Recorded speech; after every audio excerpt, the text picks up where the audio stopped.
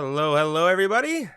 Welcome back to MRL Racing Action. My name is Stryfium and we're here for the Netherlands. It is round 2 of the Tier 4 Racing Division, and joining me for the action, well, Unicorn, we're back. Doesn't feel like it's been that long. Yeah, absolutely. It was a very busy first week of racing last week out, and now we're back, round 2 already upon us. It feels like, yesterday that we were starting the season, but we're back for Tier 4 action. There's points on the board already. Everyone's sort of had their first outing, so they've already had that out of the way, but now Zandvoort round 2. We'll see how everyone goes this week.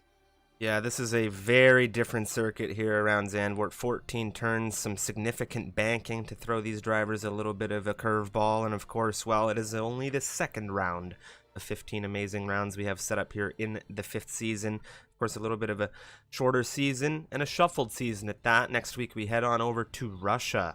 Following that, Belgium, Italy, Japan, Britain, of course Baku in Azerbaijan, and we have Hungary, Singapore on the menu as well. And then the third leg of this tour, we have France, Spain, Austria, Mexico, and well, it is a very iconic circuit. It's the finale in Brazil, and I cannot wait for all of these fantastic circuits to bring us some great racing. And now finally the standings, and we look at Tier 4 here. Polypunk and Papa over in the Ferrari squad, they have brought themselves to a very good lead over at the constructor side of things.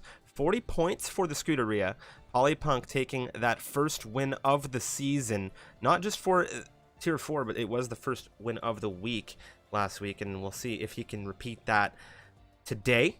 Going to be a very intense race here around the Netherlands, as we've seen Grenade Garan win around here previously. If you remember back to Season 4, he did that in a reserve capacity, and we'll see if he's able to do it in a full-time capacity tonight, as he is our runner-up in the championship after the first round.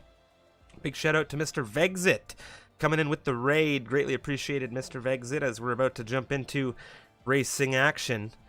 And well, shout out to you for a thrilling race in the Champions Division just this past Saturday. The highlights out now on the YouTube channel, if anyone's interested in checking those out.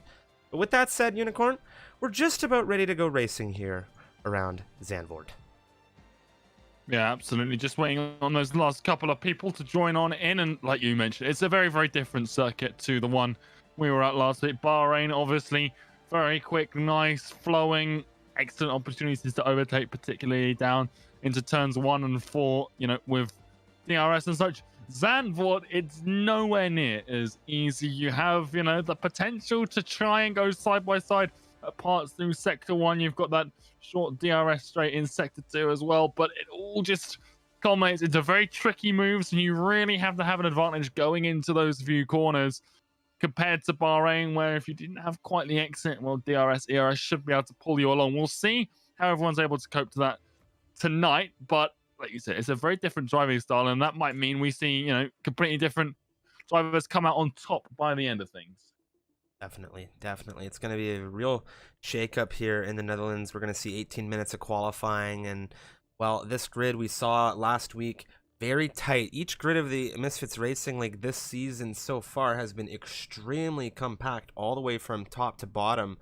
And there's a few drivers I know in this grid that are going to be looking to have some better performances, that got that first look, that first toe in last week. And of course, we've got IDJ on the grid today. We have a variety of different drivers on the grid today who are going to be looking to bounce back after some tricky waters through Bahrain.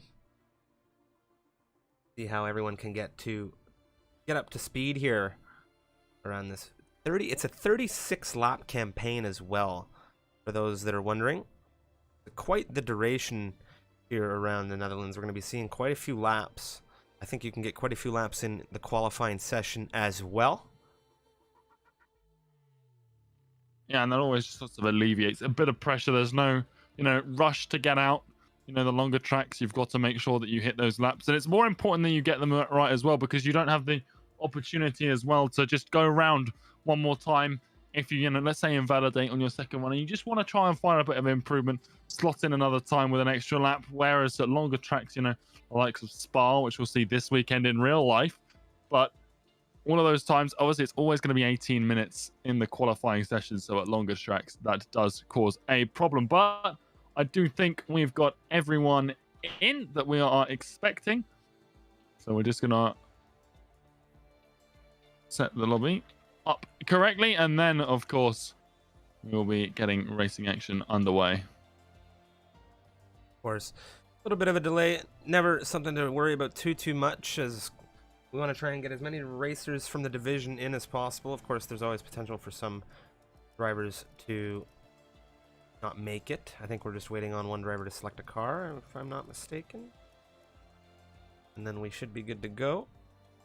Waiting for that final ready up, of course. And oh, am I ever... You know, something that I haven't had a really big chance to talk about yet this season. I think there's great potential for it to come this week, George, and that is, of course, the dynamic weather setting. It wasn't something that we were going to see in Bahrain, of course. The desert, not really known for rain, albeit I have seen it in Abu Dhabi and experienced it on the 2020 release. I'll say this week, the Netherlands could very much present an entirely different dynamic of racing for a few of these grids. Yeah, absolutely, and we would love to see that sort of come into play here.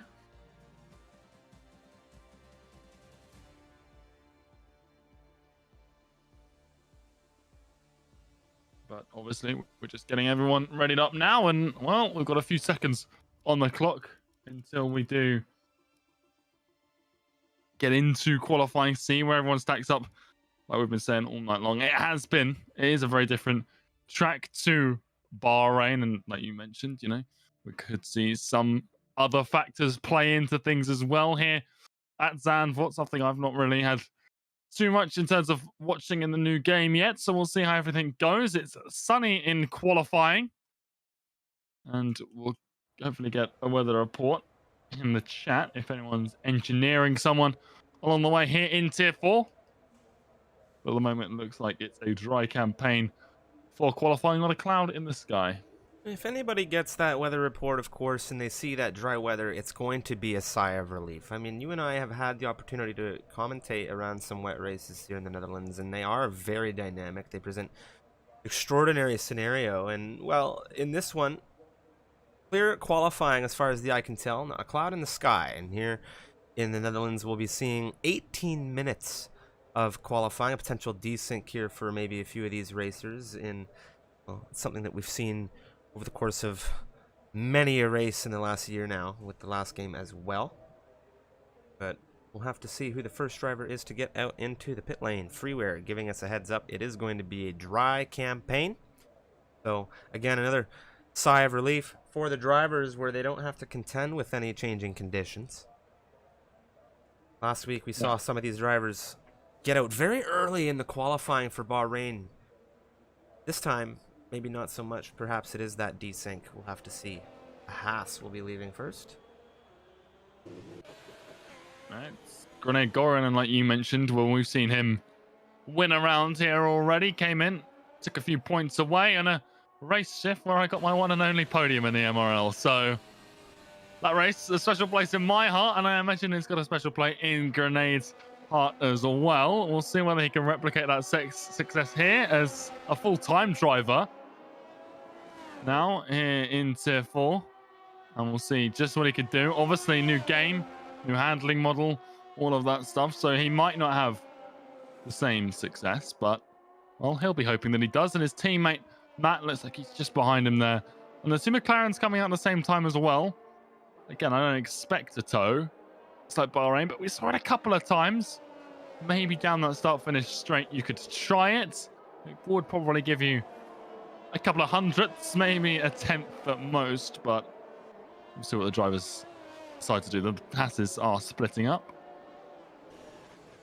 Last week, of course, we saw the Ferraris quite dominant around Bahrain. We'll have to see who has the torch this week. Polypunk was the winner. We'll see now Grenade, previous race winner here, take us for the first lap around the Netherlands into turn 1, George.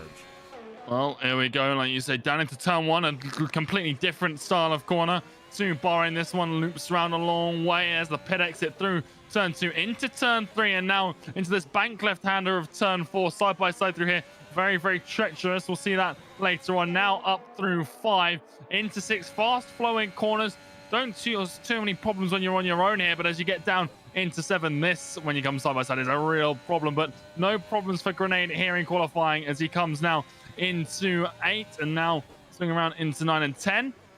Just staying clear of the curves. The curves in this game completely different to what they were last game. Now, coming out of 11 onto this DRS straight, hurtling down towards 12 and 13. A very tricky set of corners. I imagine that curb there, it sent cars flying last season. I imagine that's going to be a problem again this season with those new curves I was mentioning. Now into 14, the penultimate corner. Very, very treacherous curb on the inside there, then into the famous banked last corner. Turn 15, that's coming out. You don't want to hit the wall on the outside. DRS open once again, and across the line, it's a 109.803.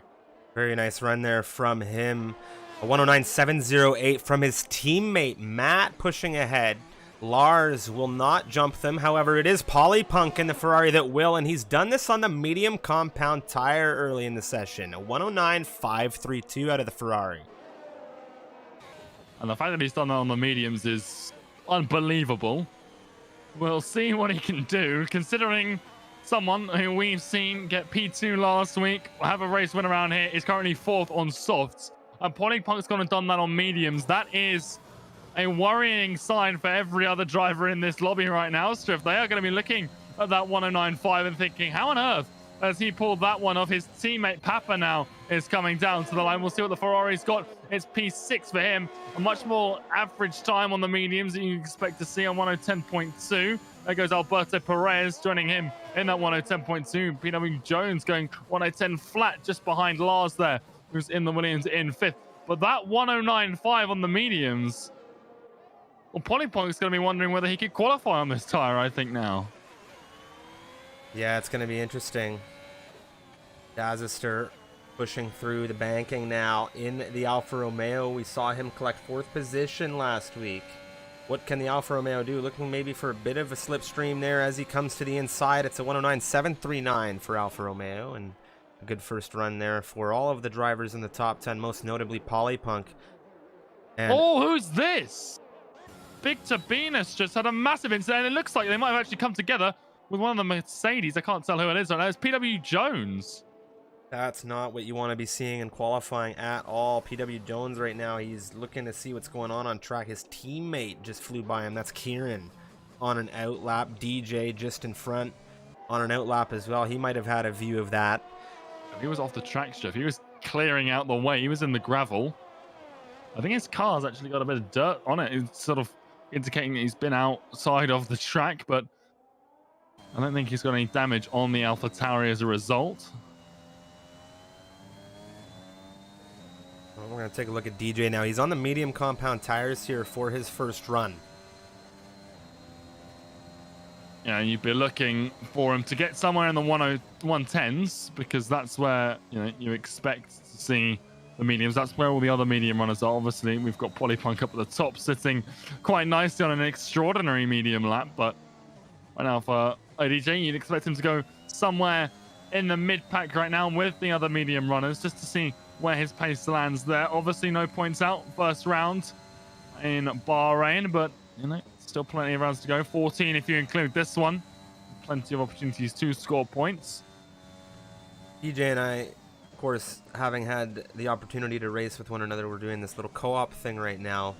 We've had an opportunity to talk quite a bit, and DJ, and I think I mentioned this last week, very much a race driver. And what I mean in saying that is that he is not the biggest fan of these qualifying sessions. He very much uses these qualifying sessions as somewhat of a warm-up. He puts a lot of his focus into the race, and he's shown that. He made up a couple of positions last week, taking advantage of his opportunities. He finished the race in his debut, which is something to be proud of, and he's told me that this is very much a development season. A 112.284 for his first warm-up run here.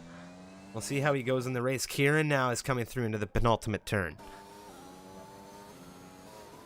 Yeah, the Mercedes, we've just seen his teammate entangled in some sort of incident. This seems to have gone a bit better for Kieran, but it is a very slow lap strip. He's not even across the line yet, and he's up into the 120s, so this is definitely last place, and it is. So not quite sure what's happened there, but there isn't any damage visible on that Mercedes, so Maybe just dropped it at some point to go around again. But again, a little bit of a struggle there for the two Mercedes, although Jones does have a time already on the board. Someone else, Jeff Polypunk, is flying. Well, he's already on a 109.5.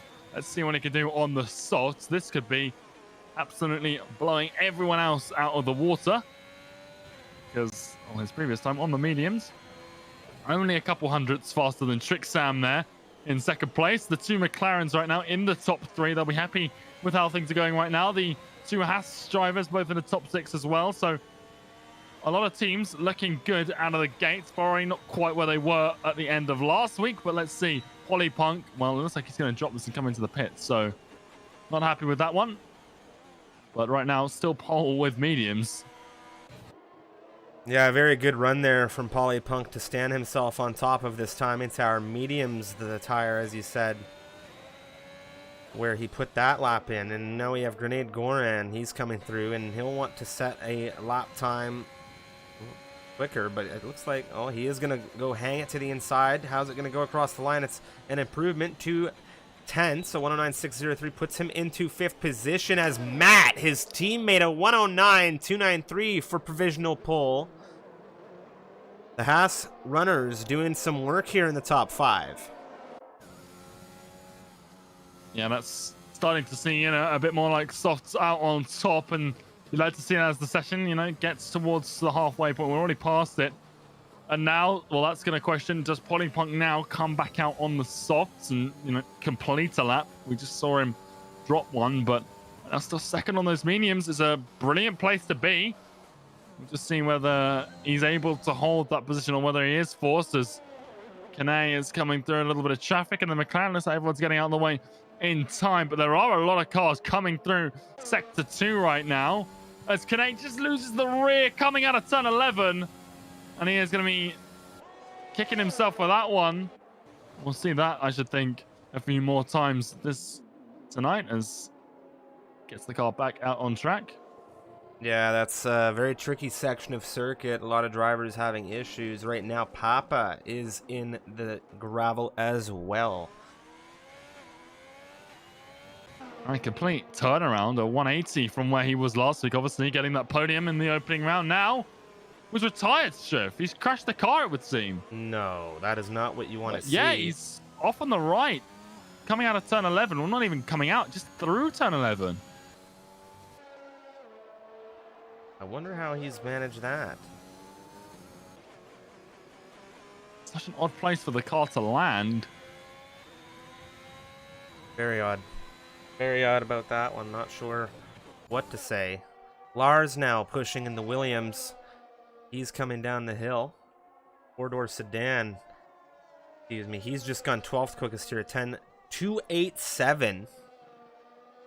Not sure if he found any traffic on that lap. I mean, I would not be surprised given the state of that sector 2. Yeah, people are struggling, Striff. Super Noodle Bagel has just had a problem coming into turn 4, and there's a lot of people having issues in qualifying, and it does not bode well for the race, because Zandvoort, it's a place for opportunistic moves, and when people have problems, well, you can take full advantage of it. Obviously a short lap time, but you don't want to be having unnecessary pit stops, wing changes, that sort of thing. So having these mistakes in qualifying, well, maybe you could say that they're getting the mistakes out of their system. As a McLaren on the inside. Trick Sam there. Excuse me, Lars. He came 8th across the line. He comes out of the first turn, and now he's gone into a wall. Well, that's fastest lap, 109.2. Very nice. There's still traffic problems on the track, so even without a lot of cars out there, people still just getting slightly in the way as Polypunk has a big slide. I wonder if that's as a result of just finding a car where he didn't expect it to be on that long straight. Right on the racing line. Let's see what the time is from the Ferrari. It's a 109.5 on mediums to beat. It's only a 109.4 on the softs, but I wonder whether that does have something to do with the fact that he did get held up just a tiny bit. 5 minutes remaining in the session. Of course, these drivers in the Netherlands, it's a quick lap, significant amount of time, similar to that of what you would see in Austria to get laps in.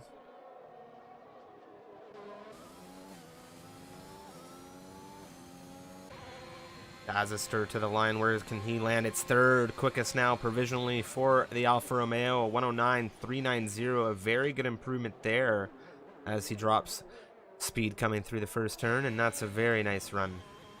I imagine he'll be happy with that. Rick Sam and the McLaren flying. One thing I'll draw you to attention to, Steph, is that you've got Disaster there, like you said, and Kane as well, who set, brilliant lap times, but they both done it on 2-lap-old soft. So I wonder whether maybe people are having trouble with getting the tires up to temperature on their out laps potentially, and they're having to push, just that extra lap to get something out of their setups, because that's what we're seeing as an Aston Martin with no front wing as IDJ comes through on his flyer into the penultimate corner. That's Fabry Flame, so he won't be too happy with that. And that's on an outlap as well. The amount of problems we are seeing right now, Steph, is unprecedented in qualifying. IDJ not improving. It's still a 1:10.9. His best, that one, was a 1:11.5. So still struggling a little bit in the AlphaTauri. I don't know. He might have dropped it at the end. Crashed. Where is he crashed now? That's just coming down the hill. DJ's about to say hello to that Mercedes, actually. No, it's his teammate. Super Noodle Bag will just pass him by there. DJ will be there in a moment. Not too many cars on track. When we saw the earlier incident with the two cars coming together, so already a hot spot, and we're not even out of qualifying yet, Steph. This is unbelievable. You don't want to see this in qualifying because it really does not bode well for the race for any of these drivers, because, well, you don't have to be in the incident to get involved. Spinning car bouncing off a wall can just as easily take you out as it can itself. So everyone's just got to be a little bit careful in the race, considering what we're seeing here in qualifying. Alberto Perez, DRS wide open as he comes out of turn 11. And the Aston Martins wanting to get themselves into that top 10 surely here, and Alberto Perez will be the first of the pair of them to give it a crack. Yeah, well, his teammate didn't have great luck a minute ago when he had no front wing. We'll see whether there are improvements to be had late in the session. Alberto Perez, P8 to 109.852. A couple of tenths off Grenade Goran there in 7th. There's a little bit of separation in this grid. Right now, though, the top 14 within a second of one another. Super Noodle Bagel, 19th position on this grid. A 19.226 is where he is looking to improve. Currently struggling on this lap. If the sector split was correct coming through 1, he was down. How does it look through sector 2? He had issues on his previous run through, and he has brought himself a significant improvement already. This would net him ahead of Shadrin in 18th position as it stands. And as we come through sector 3, through the penultimate turn now into the iconic final banking here of Zandvoort, the AlphaTauri, 1 minute 40 remaining in the session. Not a lot of opportunity left to get laps through. Where does he shoot himself? It's an improvement to a 1:11.575. He gets Shadrin, but not his teammate DJ. Yeah, a bit of a problem for Jones. It's not the first one we've seen. He's just come out of turn 11, just having to correct the car, keeping it there. He's lost a little bit of time, but it won't be a brilliant lap in terms of how much positions he's going to find here. He's in 11th. I'd be surprised if he climbs more than 1 or 2, as he has another little slide there in the Mercedes, and he's just struggling out there, Jeff. And it's just, I keep saying it, but none of these drivers particularly look confident. He doesn't find any time at all. That slide through the final sector cost him half a second there. But they are all just seeming struggle. Obviously, there's a couple here who are taking advantage of this situation. Kane, Matt up at the top. As Kane doesn't find improvement, it's a 113 from him, so we'll see whether he goes around. Again, Matt right now flying in the Haas. It looks like he might be getting ready to go again as well. Yeah, he's gearing up to go here. It looked as though he might have been on a flyer, but he definitely was just getting things set up. And now Dazister, he is in the Alfa Romeo. He is quite tight to these front two. Can he do anything to snatch a pole position here in the Alfa Romeo? We're going to jump on with him, as he will be the first of those 3 to really get a potential shot in here, as Kane, I do not believe, is flying here. And if he is, he has not improved through sector 2, or sector 1 at the very least. Just see what he can find through sector 3. Never mind. He will be staring at the cars coming his way. And Shadrin's just been DSQ'd for parking in a dangerous location. Lars comes through in the Williams behind Kane. And it's bizarre. You don't want to see 5 cars out of qualifying. I know we are finished now, so a couple of those might have been retirements in the pit lane, but at least 3 of them weren't. So this is unbelievable, as there's a Mercedes on the middle of the track. Oh. Jones has crashed in the final sector, and he's completely across the track. I don't know how much time that will have cost him, as Shadrin's car is just calling it disaster 109.238. But my goodness, he's lucky to put that time in. And there goes Matt by 8,000 strip, just sneaking in for pole. But this qualifying session, well, there's Polypunk. He's back. A 109.183 from the Ferrari. He won last race, and he's looking to make it 2 in the Ferrari. But this qualifying session, Chef, it's not quite over yet, as Big Tabina goes 5th fastest at 109.289.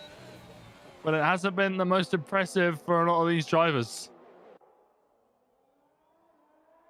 Very, very wild qualifying shootout here in the finale of the session. Right now, Grenade Garand through the penultimate turn has spun the car. And he will be watching the Williams go by. That was actually XTXP in the Alpine, excuse me. He'll cross with an improvement to 13th position.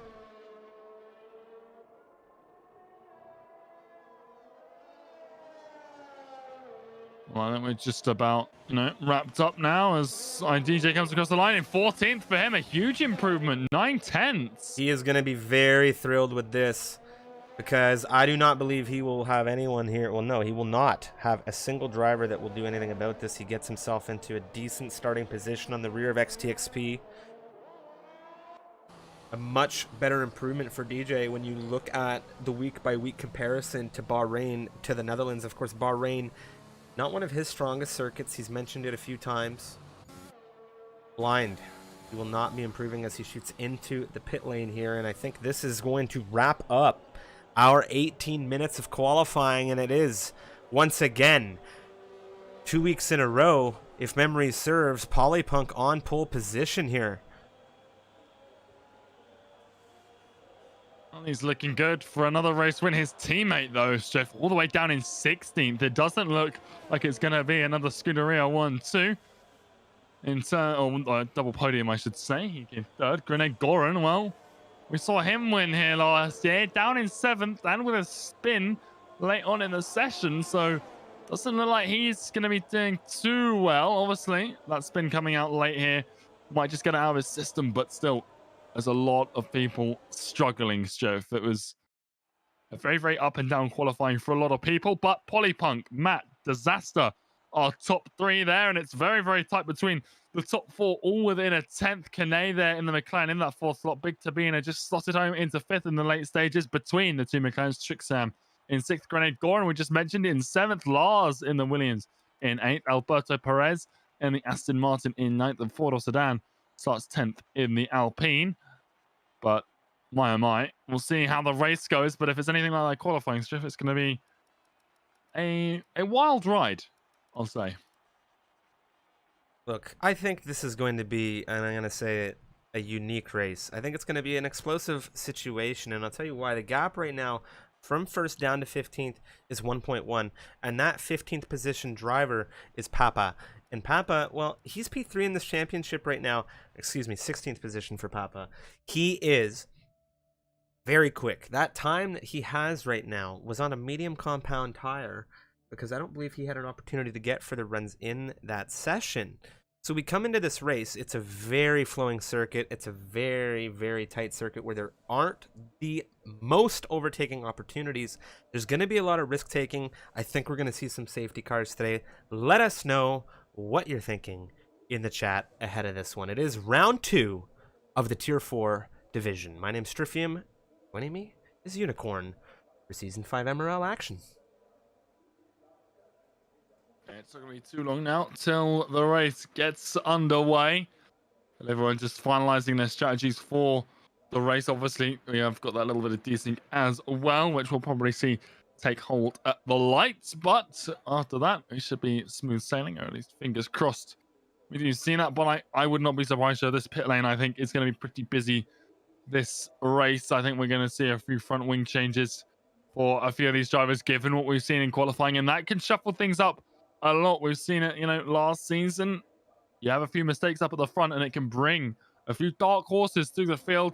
Well-timed safety cars. It's how Grenade won last season. A perfectly timed safety car for him meant that he was just able to take full advantage and won the race without really any competition in the second half of the campaign. So he'll be hoping for a similar result today, but he does start 7th, and he does start on those soft tires, as does everyone else inside the top 10. Then outside of it, we've got a little bit of variation, not quite so clear-cut as last week, but again, it is similarly mostly a sea of mediums from 11th through 19th. But we've got Blind in 12th on the hards, and we've got Fabri Flame in the Aston Martin, who had no front wing at one point during qualifying, trying to get a few places back on the soft. So we'll see what he can do from there. He finished 13th last week, I believe, and well, he starts 17th. So definitely pace in that car to find some more positions. Where it's Polypunk ahead of Matt on the front row.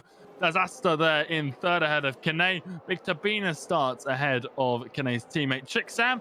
Grenade Goran starts 7th. Lars in 8th. Alberto Perez starts 9th ahead of Ford or Sedan. Then outside the top 10, we have Jones, Blinds, XTXP. IDJ starts 14th ahead of Kieran. Papa in 16th after a podium last week. Crashed out in qualifying. A lot of work to do for the Ferrari, who's ahead of Fabri Flame on those softs, who's going to be hungry for some early positions, but around Zandvoort, that might be hard to come by. Super Noodle Bagel starts 18th, and Shadrin starts 19th in last position, given that we've only got 19 drivers for tonight's race. As Polypunk rounds the final corner and is getting ready to take his place on the grid. You're just tuning in with us. Welcome to Tier 4, Round 2. It is the Netherlands, it is Zandvoort, and what a separation we saw in qualifying. 1 second from first all the way to 16th position, where the Ferrari is currently sitting. Mr. Papa, who set his run on the mediums, I think he's going to be within this fight. He's currently 3rd in this championship, and he has got Fabri Flame on these softs. I see myself in Fabri Flame. I'm always that bold guy that goes on softs when no one else is in them. So we'll see how he goes. I wish him well. But of course, it's time to go racing here in the Netherlands. Unicorn, take us away. Well, there we go. We've got 5 red lights here on in Zandvoort for the first race of the week. And, well, there's a bit of a problem. Kane's car, I think he disconnected. He and did. Now he's just... his car's just completely shot off the line. Well, this is a very, very, very, very... oh, I don't know what to say about that. There's a bit of a yellow through in turn 1. Alberto Perez. Timing tower playing a bit of a role. We're going to see if we can get Kane back in here. That AI has absolutely sent it off the line. Polypunk, Matt, a little bit of a connection issue, and that's Kane joining. Oh, that is not good if you're a Ferrari driver. Very, very bad news. Not the first one we've seen through there tonight. Won't be the last either. And last week's race are all the way down in last now. He will not be happy with how this race has started. Matt already on the rear of the McLaren, who did jump the start, and we'd hope to see can I get those positions back, obviously. Yeah. Live streaming in the race, but it looks like he is going to go wide a little bit through turn 4, though. He's going to fall down again out of turn 13 into 14, so it looks like he's in a fight there. So very, very questionable for the drivers behind. They will not be impressed with what's happened here. There is maximum ERS usage as well in the McLaren. Matt fastest up of the race to 1:15.9. As there's another yellow flag. It seems the Aston Martin of Fabri Flame crashed in qualifying. He's crashed in the race. This time the front wing is still there. Spins out and almost takes up Holy smokes, that was tight. That is not what you want to be seeing, man. When you come through the banking of Zandvoort, is a car sitting there waiting for you on the other side. No way, Jose. And now we've got Kane and Matt. Interesting here, Kane, if I'm not mistaken, he should very well be giving this position back. And ooh, there's a big drop off there. I think somebody has now gotten that message across to the McLaren. He's in 3rd position now. And I do believe that is where he should be, so he should be entitled to fight to his heart's content now. His teammate behind is looking for a way into 4th ahead of Victor Bina, and it isn't happening right now for the McLaren, trying to get his way past the Red Bull. He's got pressure from behind as well. Grenade Goran in 6th is looking to try and fight his way up the order, but we said it in qualifying. This track is so hard to overtake around Strift. It's unbelievable just how tricky it is. As the fastest laps come through thick and fast, the front two are the ones that fighting out. There's another problem. It's further back. It's one of the Alpha Tauris. Papa around the outside of turn one. He's looking at the Williams of Blind right now. Mediums to hards around the outside. Does he have the exit he needs here? Blind now is going to drop off. What a move from Papa. And he has moved up a significant amount of position here in the opening of this race. A few drivers worse for wear here as they do not have the best starts. Polypunk, of course, Fabry, Super Noodle Bag, XTXP, everyone having these shaky starts. It's very unfortunate that we had that AI issue on the race start. Of course, it's not the first time that that has happened.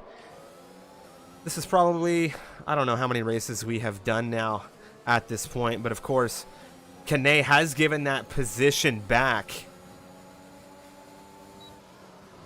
Yeah, absolutely. You know, to see that sort of sportsmanship coming out of the drivers, you know, respecting the rules and not taking advantage of the glitch that the game, you know, presented him an unfair advantage. You know, gave it back. Obviously, it's unfortunate that Polypunk did, you know, Blind as a result of it. Blind has caused a huge issue here. Coming through the penultimate turn, he had a slide. Shadrin went into him, and I think Kieran got caught mostly there in the Mercedes. He's going to fly into the pit lane surely. DJ back into 14th position. A lot of action here in the Netherlands. I said it was going to be an explosive race, and so far, I haven't been wrong. Yeah, absolutely action-packed. It has been so far, and, well, the front two started to run away a little bit. Matt doing very nice to control the race from the front. And everyone's starting to fit into a little bit of a rhythm now. Just finding where they sit in this train, and it will be mostly a train with the nature of the circuit. As they come out, the leaders onto this DRS straight. Can Victor Bina find a way past Kane into turn 12? It's not going to be this time. It is a very, very tricky place to find a move. It's DRS assisted, but it's such a short run into such a tight corner that the risk involved is just astronomical. IDJ, can he find a way past Shadrin? It's not going to be. As Shadrin goes wide, though, does this open the switch back for the Avatari? It doesn't, not able to get enough power down into the penultimate corner. There's another yellow flag out. It's Alberto Perez if he's out. That is not what you want to be happening here. That's a safety car deployment on lap 4. Drivers need to be very careful. Alberto Perez directly on that racing line in the Aston Martin, and that is the first retirement of this very long campaign. I imagine there is going to be a very large number of drivers extremely thankful now for this scenario here. Yeah, well, there's a drive-through penalty. Kieran picking that up for speeding under safety car. He is down in 18th place, but, well, you still don't want to be picking that up. It won't cost him a huge amount here. I don't know if he's trying to serve it right now. He isn't able to. Hopefully he's aware of that, and he's just going in for a pit stop. We're on lap 5 of 36, plenty of laps to go. And, well, for some drivers, this race has not started how they would have liked to. Polypunk, of course, possibly their biggest loser. He's down 11 places, back, though, up into 12th. He was down in 19th, so he's made quite substantial progress in the opening few laps to get through the grid, as he has done. Biggest climbers, Papa, his teammate, up into 10th place, 6 places up, and Shadrin as well from the back of the grid up into 13th place. Most other people up 1 place, given Polypunk's drop through the grid. And Super Noodle Bagel as well, 3 places gained for the AlphaTauri there. We are seeing Daz come into the pit lane, and as well as the Red Bull of Big Tabina there. So a couple of hards, it would seem, for the Red Bull. It's mediums for the Alfa Romeo. So varying strategies coming out right here. Maybe a medium for Disaster there in that Alfa Romeo, the Red Bull behind him. Maybe trying to go to the end strift. Very interesting strategies coming now. I thought a lot of these soft runners might come in and take advantage. A lot of drivers staying out here. Jones, Papa on those medium compound tires. They're into that decent position. Blind, he's able to go very long on his starting tires. Everyone else has come in, and penalties as well. You've got Kieran. He has that drive-through. He can't serve that until we go green. DJ, he's come in for a set of medium compound tires. That's his second pit stop, so he just doesn't want those hards at all. Does not like the hards. We saw it in Bahrain. Yeah, you don't want to, the hard's obviously slower tire, but around a track like this where it's harder to overtake, if you need to go on them, I'd say this is one of the tracks where you can, afford to. They are not too, viable in a lot of situations. But here, given how difficult it is to overtake, you can get away with it. Obviously, though, it does depend on what everyone else does around you. We do have a few drivers opting for that hard tire, a few more going to the fresh mediums. Obviously, the top 6 still on the sus they started on. Again, like you said, I'm surprised they're not taking advantage of this safety car. It's not coming in this lap. Are we going to see anyone from that top 6 come in? And Tricksam looked like he was going to go for it very late out of the pit lane.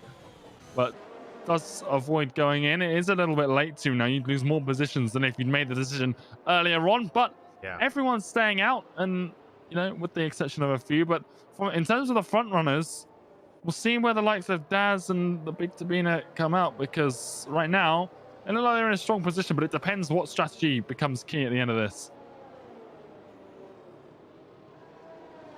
Big sigh of relief for any driver that had a big issue on the start now. Rolling restart, essentially, is what these safety cars present.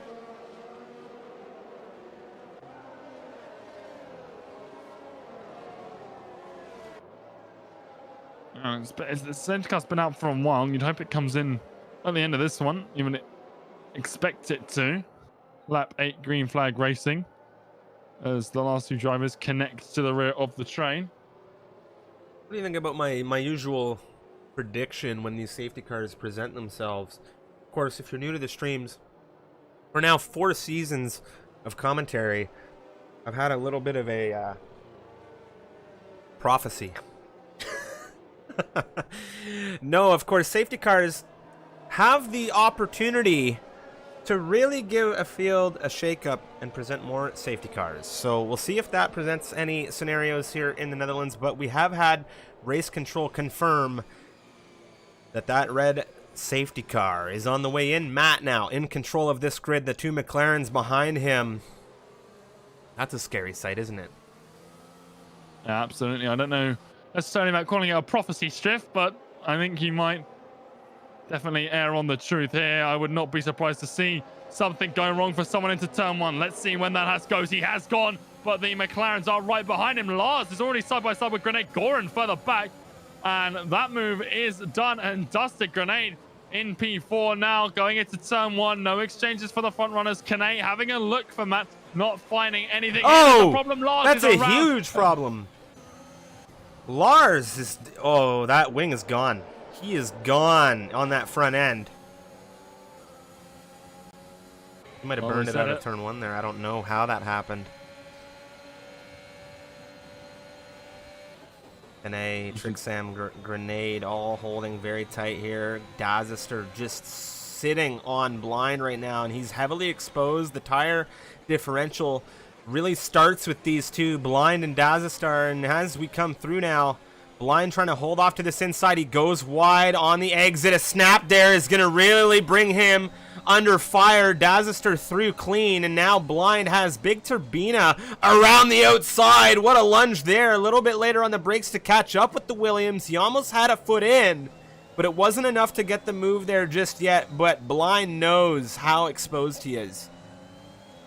What we just saw from the last day, it might not have been the most dramatic of overtakes, but it will be one of the best I think we see tonight. Polypunk now on the rear of the Red Bull, both on 2-lap-old hards. Let's see if he can go around the outside into turn 1. It's an opportunity presenting itself for the Ferrari. Doesn't quite find the traction on that outside line. Beta holding on to 10th place, and this is what we mean about this being a hard track to overtake around, and the hards obviously not helping. The tires are equal, but it's just not that much grip on them. You can see there a little bit of correction required for the Ferrari as well, but in between these 2 Red Bulls shattering on those fresher mediums, see what he can do. But right now, Polypunk feeling the pressure, trying to find his way back through into some serious points.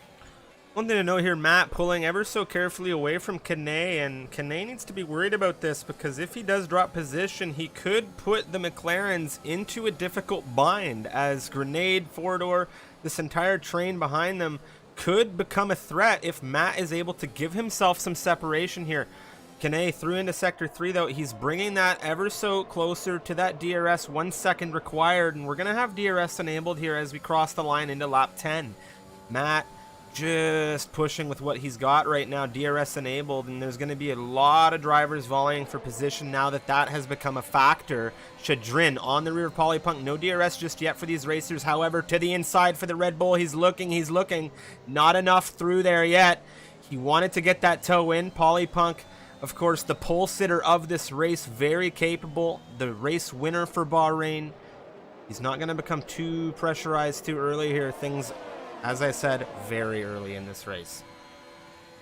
Absolutely. You're seeing sort of two trains sort of start to break away. Obviously, the front runners are being separated with the difference between the softs and the mediums. The softs still holding on, but there's a problem. Matt's off strift. Matt has crashed out of lead of this race. He's still in it, but where is he going to rejoin? And is there any damage on that front wing? He's having real problems getting back onto the circuit as everyone else comes past him. He is dropping like a stone here down to 15th, 16th place now for the Haas. And that is awful news for him. That is pretty much race over because he's going to have to pit now.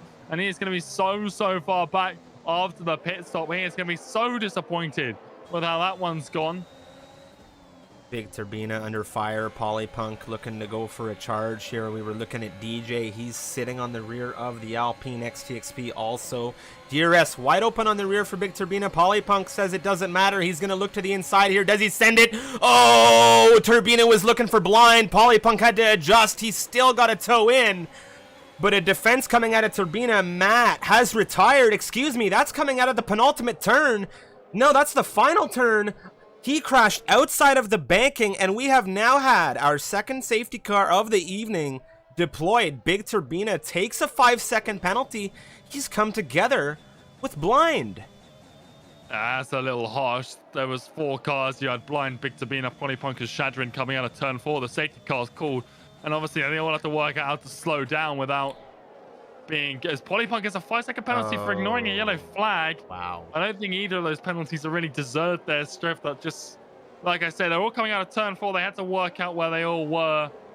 And, well, I think there's just probably a light tap from to the rear of the Williams from the Red Bull. But really, nothing that warrants a 5-second penalty. I don't understand why Polypunk's been given one either. But neither driver will be too impressed. I shouldn't think. Polypunk might be able to get that one removed. He doesn't have to pit.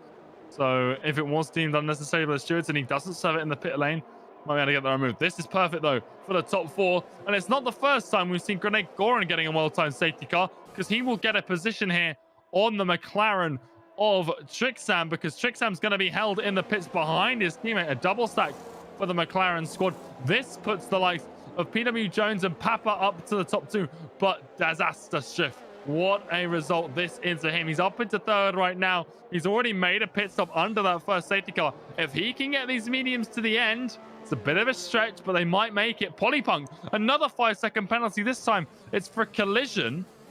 Was that with Kane?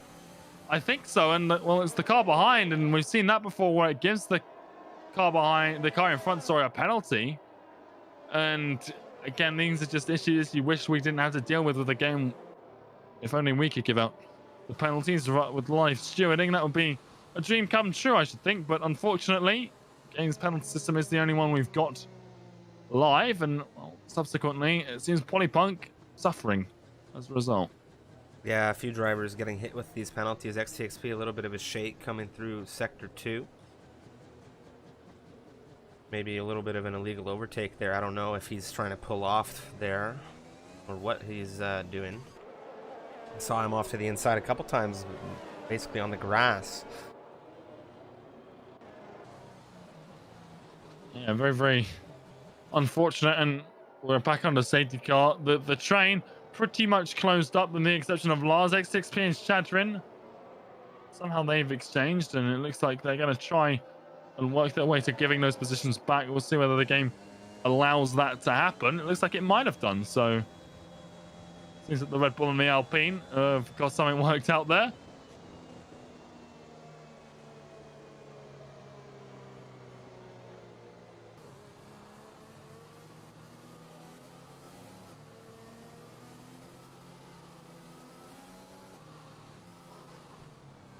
These drivers now, worn tires, all going to be conserving, especially Jones and Papa. They're in a very unique situation, as is Blind, all on their starting compound of tire. You look at the position changes for these drivers in the top, well, in the top 5.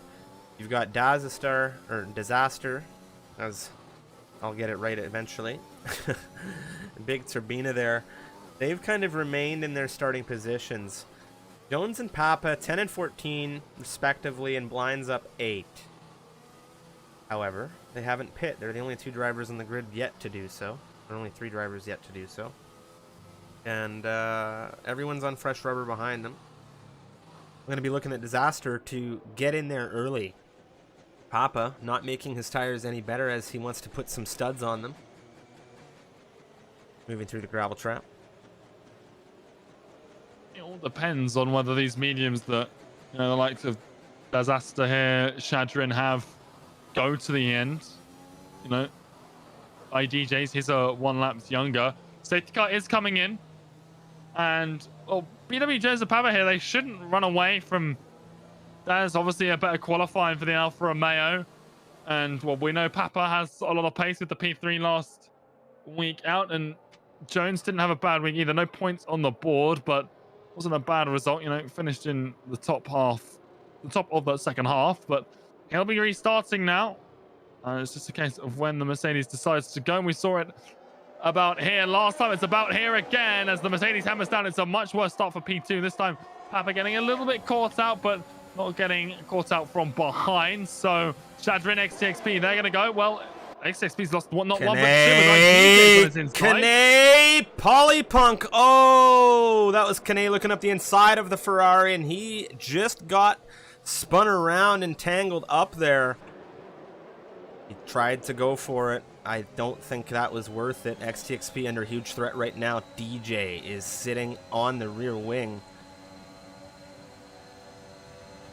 Yeah, up into the points for the AlphaTauri, and we'll see whether he can do anything from this position. It's not a bad position to be in, but he's got Grenade Goran all over his gearbox. So is there a way for the Haas on the fresh medium tires, the freshest tires of anyone on the grid? Obviously, there's a few people behind with the same compound, but these should comfortably go to the end from here. Striff halfway through it. Oh, no! He's lost it coming out of turn 11.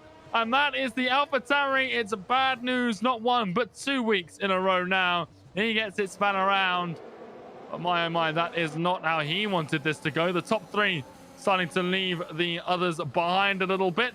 And these hard runners, specifically the old hard runners, Blind, Tabina, only among all those 3, they're going to hold up the cars behind. So that top 3, in particular, Daz, well, he's in a brilliant position, Jeff, for this race. Yeah, he really is in a good position right now because not only is he ahead of these other 8-lap-old runners, but Blind is, as you would say, a rolling roadblock for these guys. Big Turbina, Polypunk, they can't get through. Shadrin, he's here as well on the fresher, medium, quicker tire potentially. Big Turbina now very tight to Blind. Is he going to look for it down the hill? This would be very, very scary. Polypunk is very close to this as well, and if any of these drivers make a mistake, it will be absolutely critical to anybody in this train to react as quickly as they can right now. Shadrin on the inside of Polypunk, not enough to get through there. Polypunk closes the door. Beautiful racing here in this midfield right now. You do not want to blink or you might miss it. XTXP's here.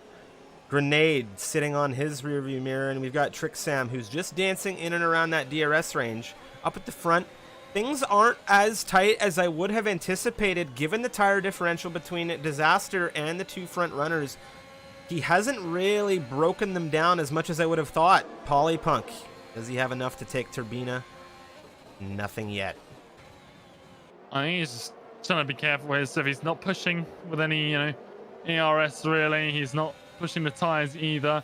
Neither is Papa. Oh no! That's a huge crash. Polypunk is into the wall, coming through into turn 3, and I am afraid to say there is not only a Ferrari out of this race in the pole sitter, but the safety car has been deployed for the 3rd time in the Netherlands.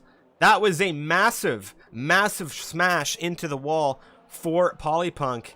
And now Jones, Papa, surely these medium starters, surely they're on their way into the pit lane here, George. Well, the thing is, do they go to the pits or do they go for it? I don't think the Sots would make it 20 laps, so I think they might have to just stay out. I think they might. It just seems that if you were going to go for the hards you would have done it by now. And given how closely packed the grid still is, because we've only just come out of the other safety car, they would drop pretty much to the rear, and on the hards, they wouldn't really make a lot of that up. So I think they have to keep going and hope for another safety car potentially when the softs are viable, and they are both staying out. So I think that's their plan. They have to go for softs and try and make something work at the end of this race. But Blind's coming in. He is getting off of his tires, but he's tired on the hards. He can go to the mediums to the end now. Again, though, he's going to be chucked to the rear of this grid, so I don't necessarily know if this is the right call. Waiting until later in the race might have been, you know, not brilliant, but it would have thrown you to the rear anyway. So maybe gambling for another, you know, safety car, maybe even a VSC, just to wait for the softs is the right call here. And I think Jones and Papa, they've put all of their money on black, and they're just hoping that it comes through. It's a 50-50 game of roulette for them. But one man who's playing his cards right. Disaster. Well, this eats into his lead a bit, but if he does what he did last time and just controls the pace, he is in for a huge payout here and maybe even a race win. And Big Tabina behind him, even if he has a fight with him, he's got a 5-second penalty, Jeff. Obviously, it might not necessarily be, you know, necessary, and he might get it removed at the end of the race. But right now, it is next to him's name on the timing tower. One thing here, of course, this is the first race of the season where we have seen one or more safety car, well, 2 plus safety cars. We haven't had 2 safety cars in any race yet this season. We actually hadn't had a lot of safety cars at all yet this season, and this race has now presented us with 3 here at, we're not even at the half, we're just heading into the halfway point of this race, and it has been very, very dynamic. I imagine a lot of these racers now, very different strategies, very different tire wear, batteries are all going to be charged now. There's going to be, well, I think Blind has a very good opportunity here despite him being in 15th position. Turbina, the only driver on this grid with a penalty, and that is 5 seconds, so he could potentially shave that when he comes in on his next stop. If he comes in, he's on those hards, of course, and he could go to the end. Potentially. Might even be, actually, it might even be a stretch to do that. Well, we've got some sort of problem with the safety car, it would seem, Schiff. It's joined the queue. Don't quite know where it's going. Well, DJ needs to pass it here, and then I think the leader is going to catch it again, maybe? I hope so, but it looks like they've all been released from the safety car. It's just going to relax in Sector 1, it would seem.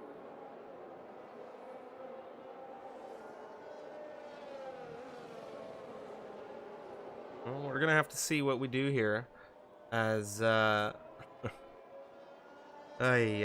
safety car having a bit of a lunch break in Sector 1 right now. Waiting for Jones. Hopefully he comes in here. They may just need to catch again.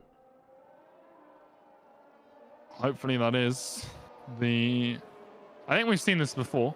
Yeah, we saw I it in believe a few pre-season races. Yeah, I think they just need to catch that safety car again, and we may just be okay. The Ferrari is coming in. No, he has decided against it. He's lost the position. Well, not the position.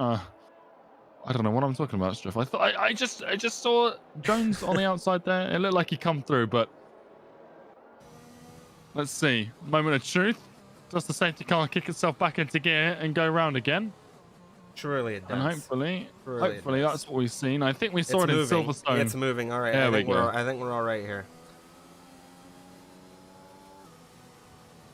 It's green at the moment, that light, or is it yellow? I can't see because Jones is just sitting all the way back here. All right, we're red now. Okay, so we're all right. Red, yellow. We're behind safety car. We're warming again, and sigh of relief, hopefully. Not gonna call it yet, but of course, as we come into Sector 3, we should be seeing the safety car come in. The entirety of the queue is behind it. Yep, and they are staying behind it this time as well, it would seem. So that is... No green light. what we like to see. They just decided they'd let him go for another lap, but... There we go, safety car's coming in, so it's coming to an end as well. There we go. All as well. Just- Oh, Jones nearly binned his car. Yeah, that would have not been good if you are a Mercedes fan at all.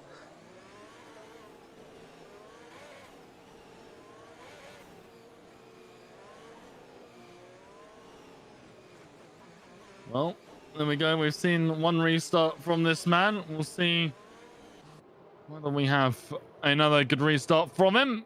It went well for him last time. Papa trying to catch him out here.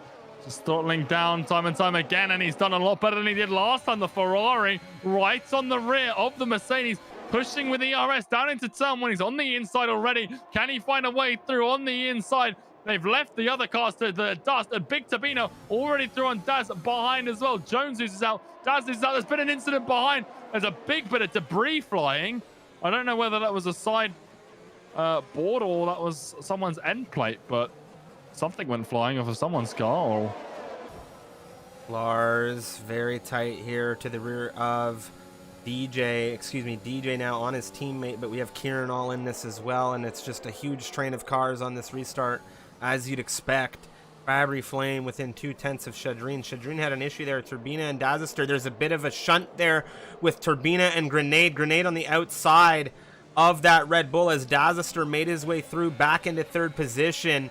He wants to get back with those very old medium runners there, and now Grenade on the rear of Turbina. Turbina with that penalty is not going to be happy about it. Grenade with the fresh mediums is going to want to hunt down as quickly as he can, and DJ, no, he's had another issue in that AlphaTauri. Kane just behind him is going to be looking to inherit a position. There goes Grenade on the Victorina down the start-finish straight. It's mediums versus hards, and those mediums are a little younger as well around the outside. That was a beautiful move from the Haas. Getting that one done and dusted as clean as a whistle. And Trick Sam follows suit here at some point. He's on 8-lap all mediums as well, just as Grenade Goran is. And Grenade here, unleashed, may be able to hunt down Daz in third place there. That Alfa Romeo, he's under a lot more pressure than he was after the first, or the second safety car, I should say. Oh, most definitely. And we've got Grenade, Turbina, Trick Sam, XTXP slowly folding himself in here with four-door in the Alpines. If you look, these drivers are so tight in the train. Turbina with that penalty, he could lose a very, very good amount of position here. He doesn't want to fight with Trick Sam too much. He'll lose Grenade. Trick Sam, I imagine, going to be working as best he can to push through on the Red Bull as fast as he can into turn one here on this lap, because the longer he waits, the better opportunity for Grenade to pull away here. And for the Haas, he is, all for this. He'd love to just pull away like this and catch Daz as well in the process. He hasn't eaten too much into the gap of the Alfa Romeo, but I think he will start to. As Kane, well, he had that problem earlier on. And now, well, setting fastest lap. So he's trying to get back into things here. His teammate Trick Sam putting a lot of pressure on the Red Bull in front of him. See if he can find anything. Maybe a bold move into turn 8 here.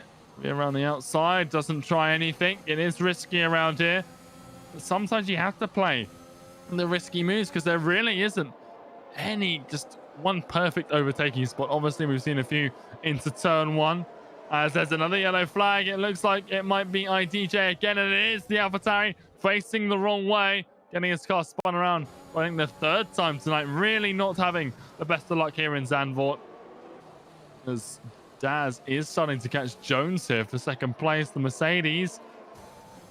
Well, really, it's actually the Alfa Romeo, I think, catching, because he's gained a little bit of time with the gap behind as well, so pushed a little bit with battery, but Grenade's eating up even more ERS. So Daz right now on an absolute charge through the field. Oh. As there's another problem, it's the other AlphaTauri. Oh.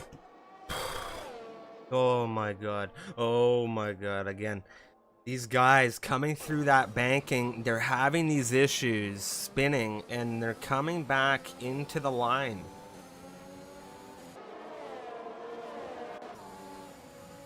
And Trick Sam on the big Tabina again. There's another problem. It's Kieran this time out. And oh my goodness, Blind's crashed as well. He's out of his race on the inside. It's another safety car. I don't know what to say. I don't know what to say. surely it softs now for the two leaders. This I don't has know whether it's going to really- be ideal. I can't believe this. This is the fourth now safety car we've had in this race, and this is very different to... Oh my, Kane has really just stepped in it, hasn't he? He's just taken a drive-through penalty here.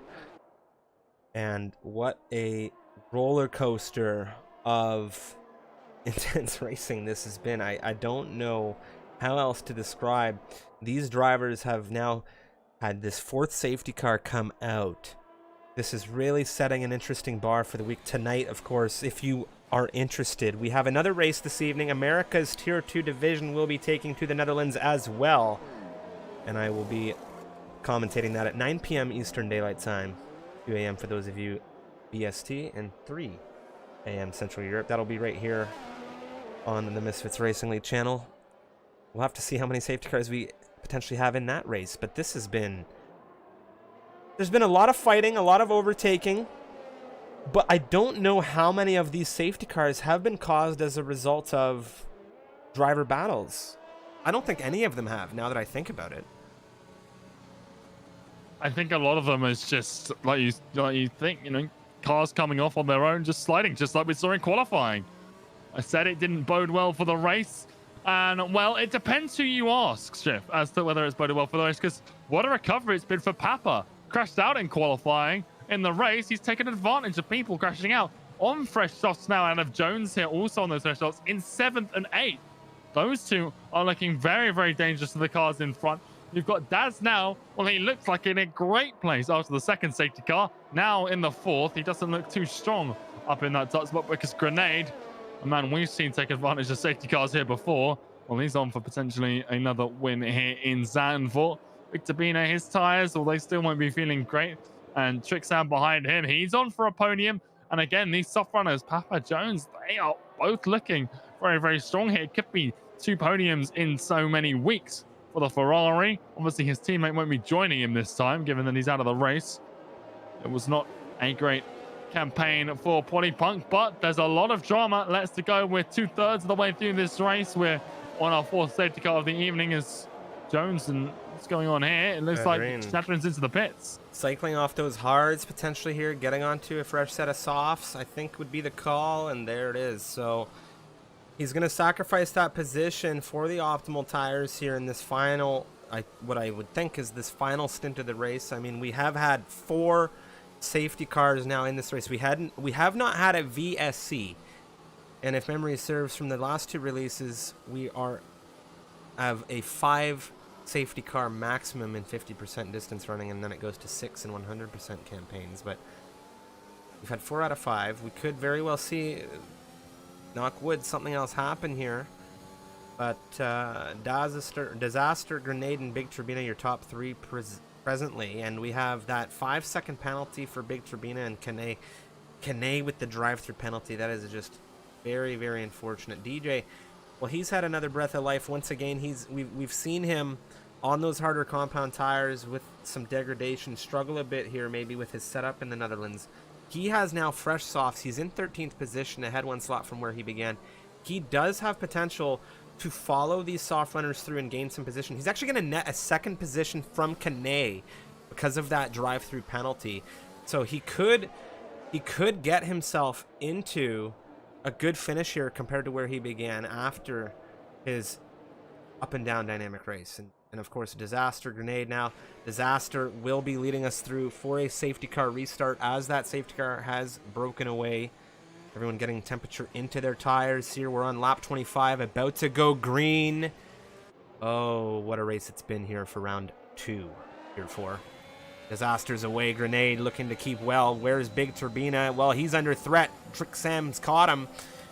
Are we going to see a move to the inside early? Big Turbina says, I want to defend the inside. I'm on the hards.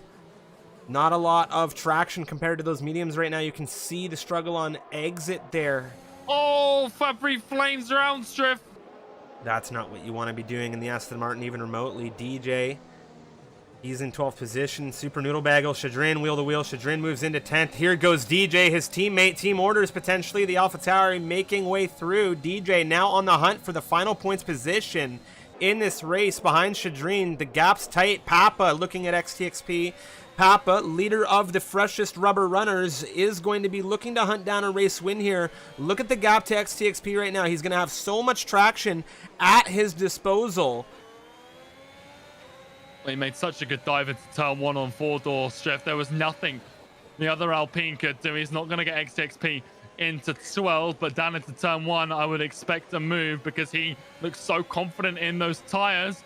As for everyone else, there's a bit of a shuffle going on at the bottom. There's a huge collision. What's happened? Super Noodle, Kieran have all come together, coming out of 13. DJ must have just flown through there. He must have had the sweet thread of the needle, because look, he's 2.9. He's almost 3 seconds ahead into 9th position. He's got 2 points to his name right now if he keeps things legit.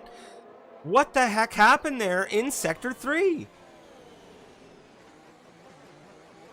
Not a place you typically see. Well, we saw last season a problem into turn 12 as Papa. Well, this is risky strip. We've seen this go wrong plenty of times. Manages to back out and might even open up the switchback here on XXP, but no.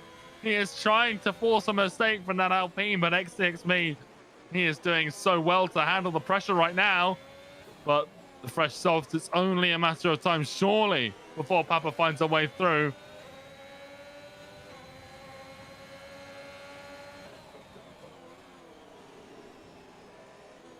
Again, not able to find any way through in this final sector. Turn 1 really is your best friend for an overtake here, but even that isn't as easy and as clear-cut as other tracks. Bahrain last week is so generous when it comes to overtaking spots compared to this. Daz able to put down the fast of the race at 1:11.6. Looking at XTXP to the inside for the Ferrari. It's going to be a very tough move here. XTXP not going to roll over. Papa, no, he took the inside curb. That is huge. And then he reversed into the traffic as well, Striff. XTXP, never a driver to go down without a fight, and he knows his lines around here. Papa, a risk on that inside, a little bit too close to the inside, maybe touching that curb. I don't believe there was any contact.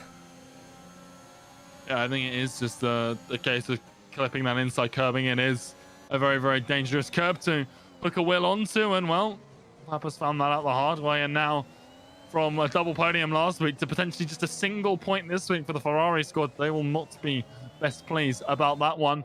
We haven't got long left in this race, 8 laps to go, and it's a very short lap around here. Kanay getting through into 11th place. He served his drive-through strip, but he picked up a 5-second penalty for crossing the white line on the exit, so just mistakes like that are going to cost the McLaren here. And I don't know whether he'll be able to score any points as a result. Turbina, Trixam, less than 2/10 between them. Turbina wanting to hold that inside line to really make the medium runner work for it. DJ right now doing some work. It's 4-door and DJ around the outside of turn 1. It's a tire degradation differential for these two drivers as the Alpine is going to drop like a stone.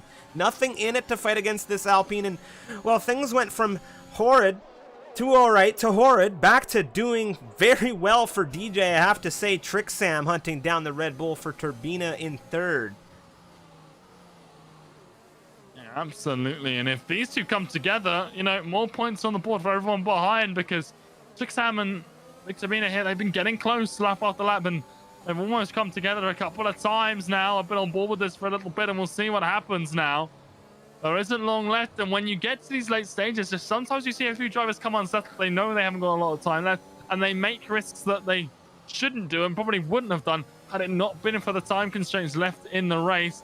If there isn't a gap you should be going for, then it doesn't matter what stage of the race it is, but sometimes those last lap lunges just pay out to me a bit too bad. He has a look down the inside, but nothing is doing right now for the McLaren on the Red Bull, as PW Jones and XTXP will exchange. These soft runners are coming through, and Jones now up into 5th. I don't think he'll find any more than that.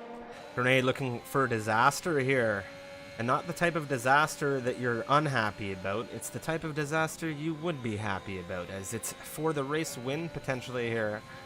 Grenade run the 30th lap of contention here, less than half a second between these two. 6 laps the differential of the rubber. Very intense battling here. Turbina, that rolling roadblock for Trixam, who could have potentially done something about this had he been able to clear that Red Bull on this restart.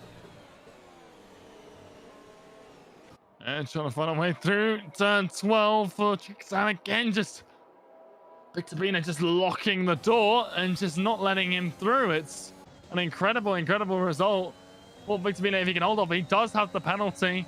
Again, it might be able to be removed by Stewards, but right now it will be playing on his mind.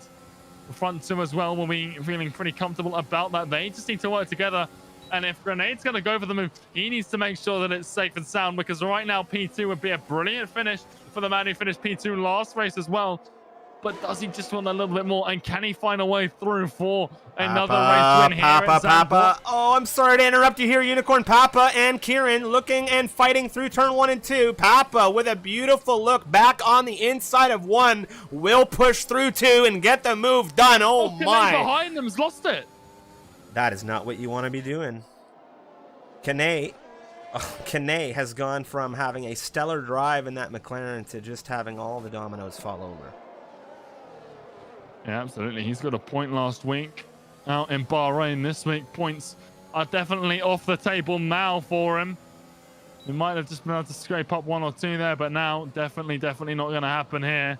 Well, that penalty would have hindered him anyway, but now it's game over. 5 laps to go as Disaster here is about to cross onto lap 32 of 36.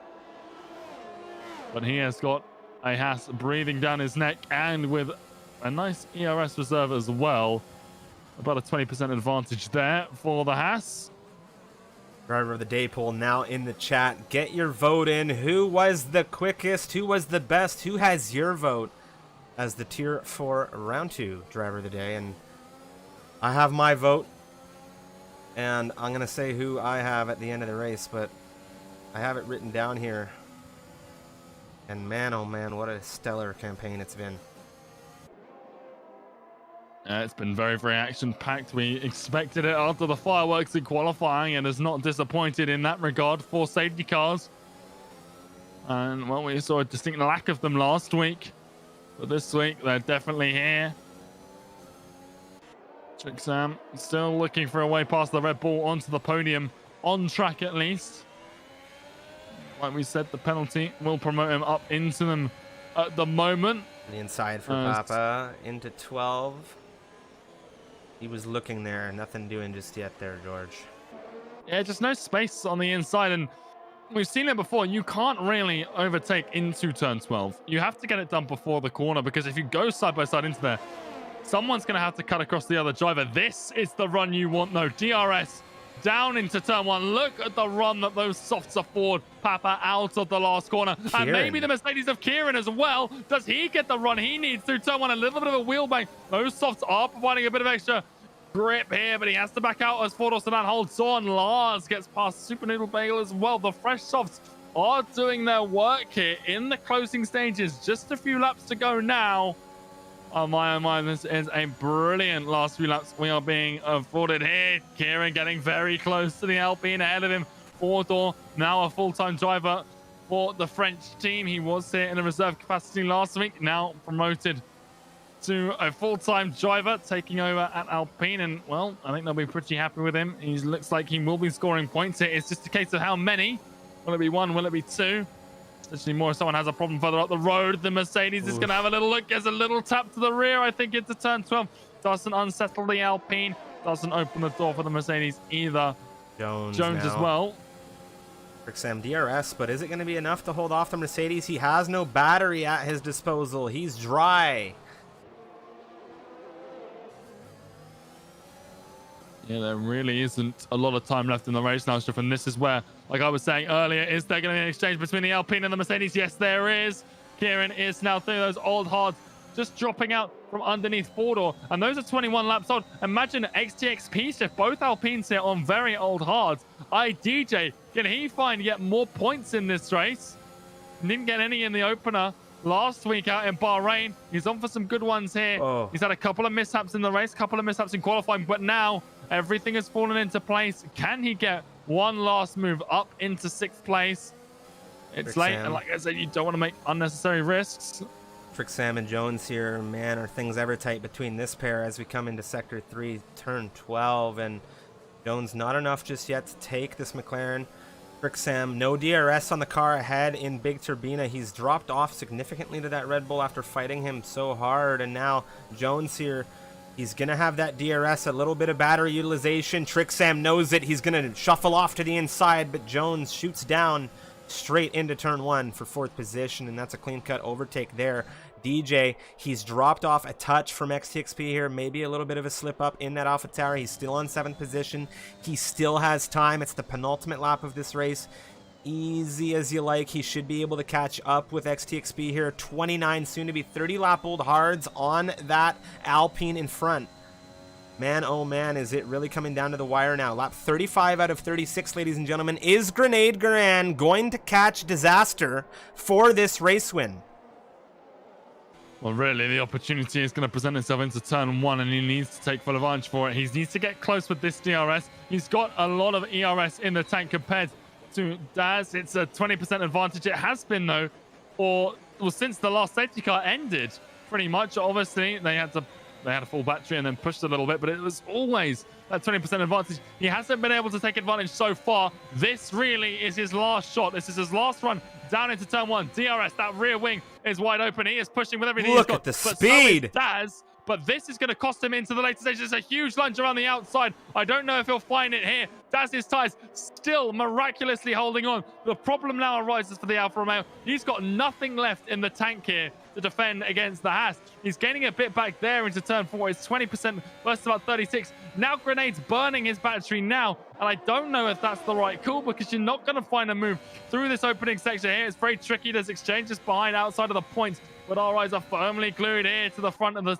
the train, because right now Daz in P1 still holding on to the 25 points, but can he hold on here for just half a lap more? He's been holding on for so long now. 29 laps he's been on those mediums. This is the last DRS zone for Grenade here. Obviously there will be a run to the line as well. That start finish straight is pretty long, and the flag is halfway down it, so he might get the opportunity out of the final corner. They need to make sure they've got enough battery for it, and I don't know if Daz has calculated for it. It's 25% left in the Haas. He's pushing now. The Alfa Romeo is pushing as well. It's going to be really close, Joe. The Haas is running down. DRS to the line. Oh my God, he got him! He got him! Oh my God! Oh my God! Did he get him? No way! Between them, it sure as hell looked like he overtook. That, I am almost positive, ladies and gentlemen, that he got him there. We're gonna have to look and review that. Oh my, what a race finale here in the Netherlands between Disaster and Grenade Goran. Oh, that was a beautiful finish to the line, and what a grid finish it's been here for round 2. Disaster, I'll read it as it stands. Disaster, Grenade, Jones, your top 3. We've got Trixam 4th with XTXP rounding out our top 5. Turbina in 6th. DJ, what a monumental comeback drive for the Brit. He had so much turbulence through this race, and for him to come through into 7th position, driver of the day awarded here in the game. We'll get the results of the driver of the day poll in a moment. I'd be shocked if it wasn't one of these top 3 or DJ at the very least, because this was a superlative drive from these guys on the front end, and man, oh man, what a comeback for DJ here. And that was just a great finale. Great finale. You gotta love it. You gotta love it. That's what we're all about right here at the MRL. Man, oh man, am I ever ecstatic about that? Oh man. That was an unbelievable run to the line. It's tricky to see. I think we're already having the discussion go on behind the scenes as to whether Daz won or Grenade got him on the line. It's very, very close. Seems that there might be a little bit of decent at play, but either way, whoever's won that, it was such an exciting run to the line. Jones P3 from 11th on the grid. Grenade as well, coming from 7th to 2nd around this track. That's a very, very impressive, amount of positions to gain. Look at all the people who started outside the top 10 and finished inside of it. 14th, 16th, 15th place on the grid. They're all scoring points for their respective teams, but It really was a crazy, crazy campaign, as it ends in a photo finish that we've not had in quite some time, Striff. That was a wild, wild race. And, you know, we had 4 safety cars in this campaign. We had a number of races in this campaign. Number of races in this season already, but not a single race went over 1 safety car. We've had 4 in this race. So much turbulence, there's such a massive roller coaster in this race.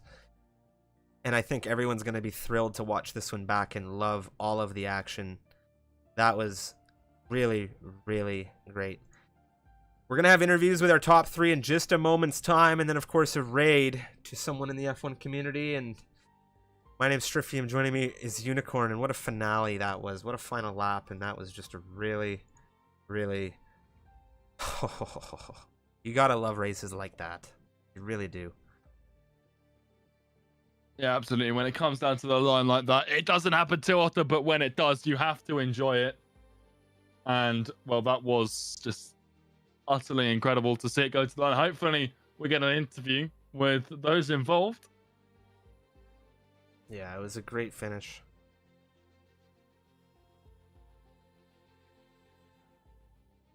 But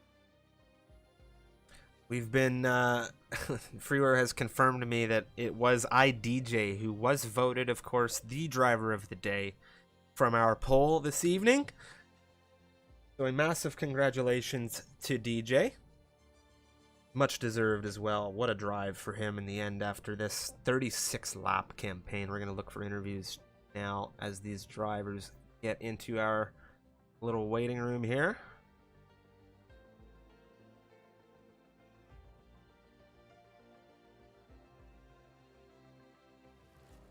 Just waiting on a couple of people, I think, to hop into the interview waiting room if they are around, but still just... we just need a moment to take that in there, that finish. It's, like we said, it's just such a incredible thing, and everyone discussing as to what happened. But very intense finale there. I imagine a few of these drivers a little bit needing a second before we get interviews going. Of course, we are joined now in the commentary booth by our 3rd place finisher this evening. It is Mr. P.W. Jones in the Mercedes. How are you doing? How are you feeling? What a race here around the Netherlands. Not sure. May just be muted there. May not be here. I don't know. There we go. So yeah, really, really fun race. Started P11 on the medium tyres. I quite like that strat. Just pushed as hard as I could to the end. Tried not to spin. But got some results. P3 in the end for you at Mercedes. How does this feel for the confidence moving into the season and the next round? It was a very up and down race. Of course, 4 safety cars. Yeah, loads of safety cars. It was a bit of a lottery when you've got that many safety cars, but I just had to stick on the mediums, stick to my plan. Luckily that 4th safety car came out. I got on the softs and they easily made it to the end, so I was quite fortunate there. But yeah, after Bahrain, pretty bad result for me. Not my favourite track, so it's good to bounce back for this track here, and hopefully it'll be this good for the rest of the season. Well, we wish you luck, and of course, wish the Mercedes squad luck in round 3, and thank you very much, Jones, for taking the time to interview after a turbulent race, to say the least. Do you have any regards for the chat or viewers who may have watched cheering you on tonight before we head off? Yeah, I hope they enjoyed it. It's all about fun, isn't it, really? Just get stuck in. If they turn up every week, watch it and enjoy it, that's job done, I think. Well, definitely job done from you today, Jones, and thank you so much. Thank you very much. That was Jones, everyone, our P3 finisher, of course, for the Mercedes squad this evening. And now we are going to be jumping in with Grenade. Grenade, of course, a driver who has come through in the Netherlands before to take victory. And stewards, I imagine, vigorously reviewing the results of this race to figure out what exactly happened at that final line checkered flag draw. But Grenade, congratulations, and why don't you just take us through it? Because what a race.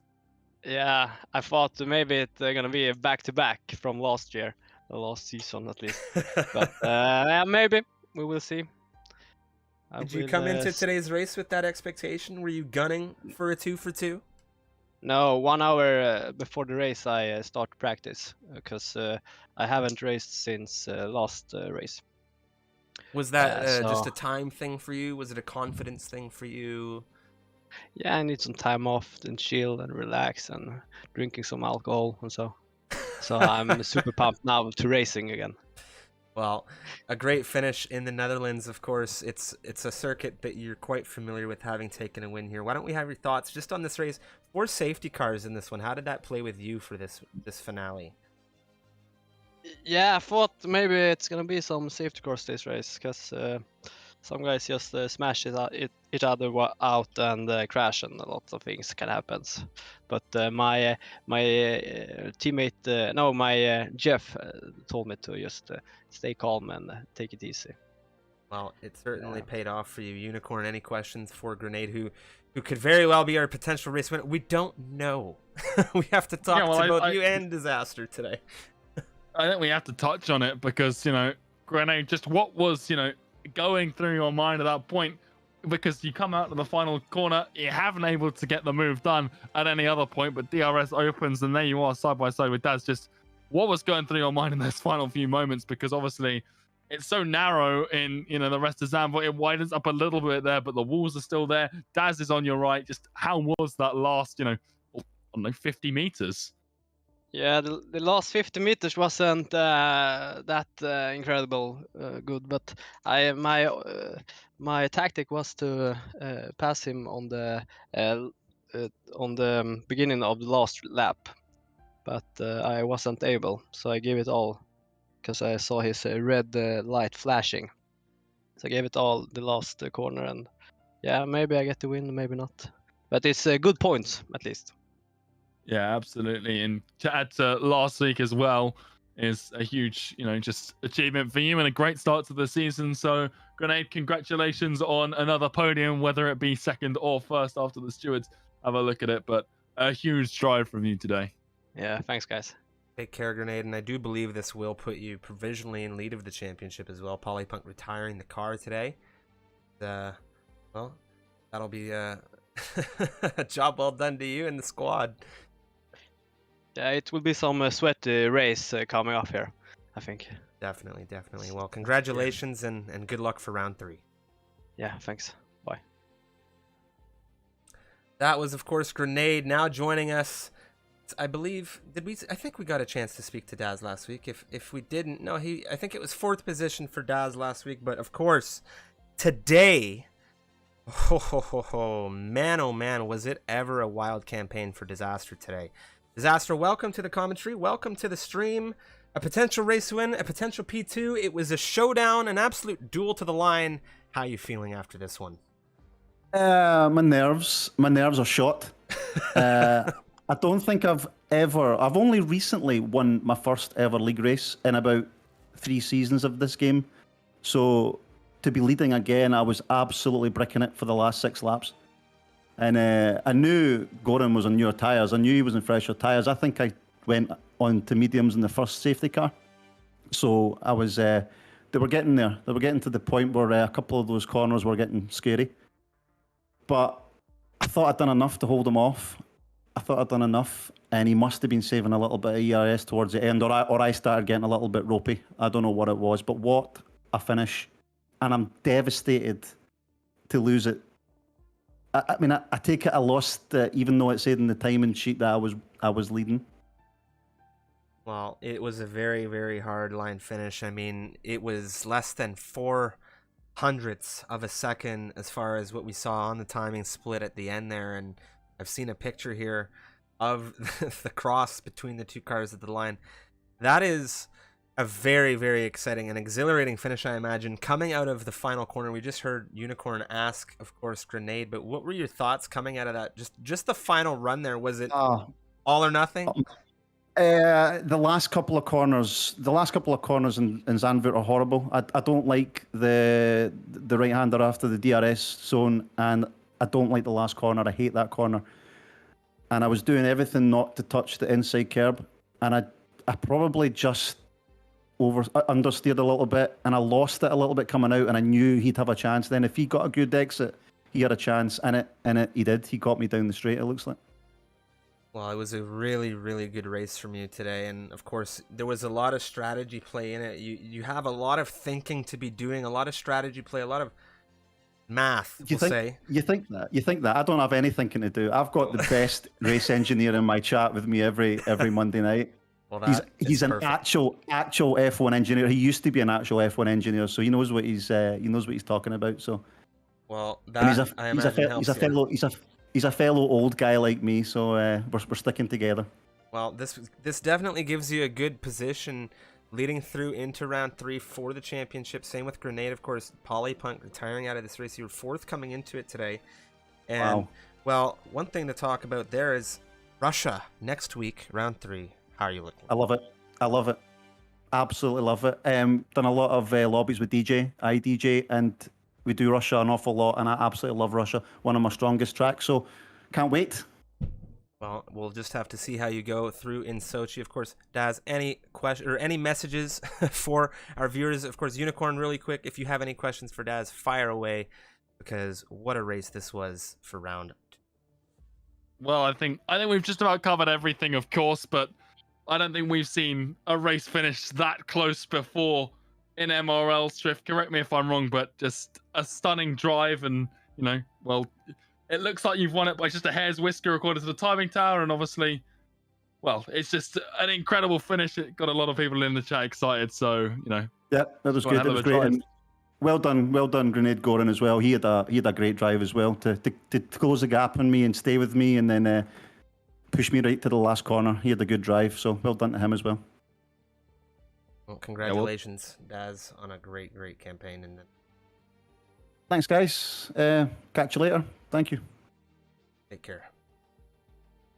What a phenomenal race it was for our second round of action in the Netherlands, and that just kicks off the week of racing here at Unicorn. We've got the Americas Tier 2 division later this evening, and I'll be taking up commentary on that, and you can join us 9 p.m. Eastern Daylight Time, 2 a.m. for those of you in the UK British Summertime, and 3 a.m.